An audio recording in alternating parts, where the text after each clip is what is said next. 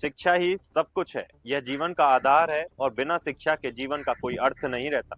शिक्षा से ही मनुष्य अपने जीवन में आगे बढ़ता है और सही गलत में अंतर कर पाता है। शिक्षा से ही व्यक्ति का व्यक्तित्व विकसित होता है और वह समाज में मान और सम्मान पाता है। और जब किसी देश की, राज्य की या समाज की शिक्षा व्यवस्था पर सवाल खड़े हो तो सरकार और जिम्मेदार प्रशासन को तुरंत कार्रवाई करनी चाहिए, क्योंकि यह उनका फर्ज बनता है। इसी साल 2025 में बीते माह 9 फरवरी को राजस्थान के बाड़मेर जिले की सिप विधानसभा सीट के विधायक रविंद्र सिंह भाटी ने भी प्रदेश की शिक्षा व्यवस्था पर सवाल खड़े किए थे। राजस्थान में शिक्षा व्यवस्था की बदहाली को लेकर सिप विधायक ने पूरी सरकार को कटघरे में खड़ा करने का काम किया था। उन्होंने सोशल मीडिया के जरिए एक पोस्ट शेयर की थी, जिसके माध्यम से राज्य में उच्च माध्यमिक विद्यालयों शिक्षकों की भारी कमी पर चिंता व्यक्त की और सरकार से जवाब मांगा, लेकिन सरकार की तरफ से आज तक इसका कोई जवाब नहीं मिला। अपनी पोस्ट में सिर्फ विधायक ने प्रदेश की शिक्षा व्यवस्था पर गंभीर सवाल उठाए, खासकर सीमावर्ती और आदिवासी क्षेत्रों में शिक्षकों की कमी को लेकर उनका यह मांग लाजमी थी। उनका कहना था कि प्रदेश में 9वीं से 12वीं तक के 28% शिक्षकों के पद खाली पड़े हुए हैं, जबकि जैसलमेर में यह आंकड़ा 52% और बाड़मेर में 48% तक पहुंच चुका है।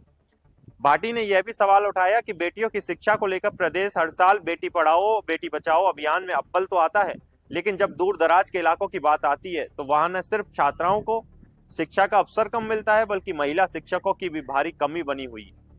भाटी ने कहा कि बच्चों को विज्ञान के शिक्षक, प्रयोगशालाएं, पुस्तकालय और आगे बढ़ने के अवसर ही नहीं मिलेंगे तो वे समाज के लिए गंभीर समस्या बन सकते हैं। उन्होंने कहा कि शिक्षा से वंचित पीढ़ी अपराध या गंभीर बीमारियों के दुष्चक्र में फंस सकती है, जिसका असर पूरे समाज पर पड़ेगा। सीमावर्ती इलाकों की शिक्षा को लेकर भी उन्होंने सरकार से सवाल किए। उन्होंने लिखा कि सीमा के इलाके न केवल हमारी मिट्टी की सुरक्षा करते हैं, बल्कि हमारी विरासत और परंपराओं को भी बचाए रखते हैं। ऐसे में यहाँ शिक्षा को प्राथमिकता देना बहुत जरूरी है।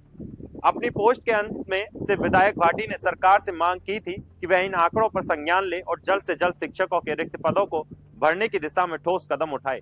उन्होंने शिक्षा व्यवस्था को सुधारने को लेकर राज्य सरकार और शिक्षा मंत्री से तत्काल कार्रवाई की अपील भी की, लेकिन अब जब 1 महीने से अधिक का समय बीत चुका है, अब तक भी रविंद्र सिंह भाटी की इन मांगों पर सरकार ने कोई कदम नहीं उठाए, न ही बजट में इस पर कोई फैसला हुआ।